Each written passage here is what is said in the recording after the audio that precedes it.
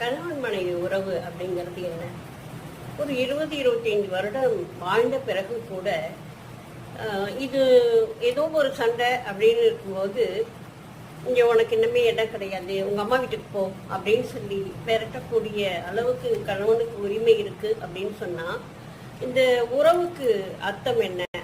அது அம்மா வீடு, இது மாமியார் வீடு, எனக்கான வீடு எங்க அப்படின்னு சொல்லி ஒவ்வொரு பெண்ணும் தவித்து கொண்டே இருக்க வேண்டிய ஒரு சூழலுக்கு இந்த சமூகம் கொண்டு வந்து வைத்திருக்கிறது. கணவன் மனைவி அப்படிங்கும்போது ஆத்மார்த்தமான ஒரு உறவாக அஞ்சில் பறவையாக வாழ வேண்டியவளை தாமரை இலை தண்ணீர் போல ஒட்ட விடாமல் வாழ வைத்துக் கொண்டிருக்கிறது இந்த சமூகம். இன்றைய வரைக்கும் இந்த சூழல் இப்படியே இருந்து கொண்டிருக்கிறது அப்படிங்கிறது தான் மிகப்பெரிய நிதர்சனமாக இருந்து கொண்டிருக்கிறது. காலங்கள் கடந்து கொண்டிருக்கின்றன, பெண் உரிமை பேசிக் கொண்டிருக்கின்றோம்.